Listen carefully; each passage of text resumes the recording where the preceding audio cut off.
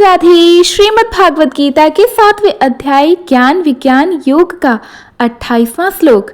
एषां त्वन्गतं पापं जनाना पुण्य कर्माणां ते द्वंद्व मोहनीं निर्मुक्तं भजन्ते मां दृढ़ व्रता। इसका भावार्थ यह है कि भगवान श्री कृष्ण अर्जुन को पिछले श्लोक के बारे में ही बताते हैं, जैसे किंतु जिन मनुष्य के पाप नष्ट हो चुके हैं और जो सत्कर्म करने वाले हैं वे लोग द्वंद्व रूपी मोह से मुक्त होकर दृढ़ व्रत के साथ मेरी भक्ति करते हैं। जब मनुष्य बार बार भगवान का नाम जपता है, धर्म और सत्य का पालन करता है, तो धीरे धीरे उसके पिछले पाप नष्ट हो जाते हैं। पाप नष्ट होने पर मन शुद्ध और शांत हो जाता है।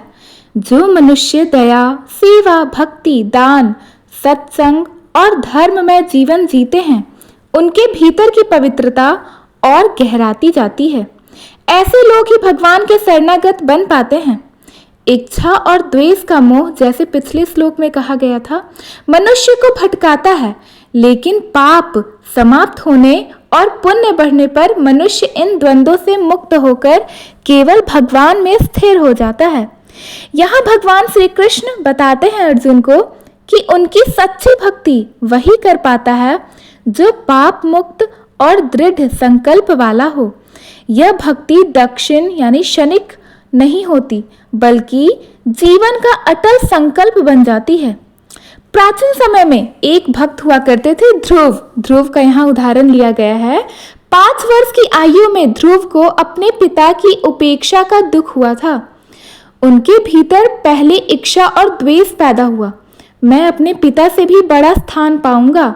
लेकिन जब वह नारद जी के मार्गदर्शन में जंगल में तप करने गए तो उनका मन पवित्र हो गया, पाप छीन हो गया और द्वेष समाप्त हो गया। अंततः उसने भगवान विष्णु की ऐसी भक्ति की कि स्वयं भगवान प्रकट होकर उसे दर्शन देने आए थे। ध्रुव की तरह जब हमारा मन शुद्ध हो जाता है और हम मोह और द्वेष से मुक्त होकर अटल भक्ति करने लग जाते हैं, तभी भगवान हमारे हृदय में विराजमान होते हैं। इस श्लोक से यह संदेश और यह शिक्षा मिलती है कि सच्ची भक्ति के लिए आवश्यक है कि मन पवित्र और स्थिर हो। जब तक इच्छा, द्वेष और पाप हमें घेरते रहेंगे, तब तक भक्ति भी डगमगाती रहेगी। इसलिए हमें सत्कर्म, नाम जप और सेवा को अपनाकर पाप का अंत करना होगा, तभी हमारी भक्ति दृढ़ और अखंड बनेगी। 29वां श्लोक। जरा मरण मोक्षाय मामाश्रित्य यन्ततीर्ये ते ब्रह्म त्वदिन्दु कृत्सन मध्यात्म कर्म चाखिलम। इसका भावार्थ यह है कि भगवान श्री कृष्ण यहाँ अर्जुन से कहते हैं, जो लोग मृत्यु और बुढ़ापे से मुक्ति पाने के लिए मेरा आश्रय लेते हैं और प्रयत्नशील रहते हैं, वे ब्रह्म को यानी कि संपूर्ण अध्यात्म को और समस्त कर्मों के रहस्य को जान लेते हैं। प्रत्येक जीव का सबसे बड़ा भय है बुढ़ापा और मृत्यु। संसार के प्राणी धन, पद, सुख की इच्छा करते हैं, पर अंत में मृत्यु जब छीन लेती है, भगवान कहते हैं कि केवल वे ही जो मेरा आश्रय लेते हैं और सच्चे मन से भक्ति करते हैं, वे इस चक्र से पार हो जाते हैं। जो भगवान की शरण में आता है वह केवल जन्म मरण की चक्र से मुक्त ही नहीं, बल्कि पर ब्रह्म यानी परम सत्य को भी जान लेता है। वह समझ जाता है कि आत्मा शाश्वत है और शरीर अस्थायी। ऐसा भक्त जान लेता है कि जीवन का असली उद्देश्य है भगवान की भक्ति। वह समझता है कि कर्म केवल ईश्वर को अर्पण करने के लिए ही है, व्यक्तिगत लाभ के लिए नहीं है। यही कर्म योग का अध्यात्म का सार है। एक कथा राजा ययाति की। ययाति बड़े पराक्रमी और धर्म महात्मा राजा थे, लेकिन युवा अवस्था में उन्हें कामनाओं ने घेर लिया था।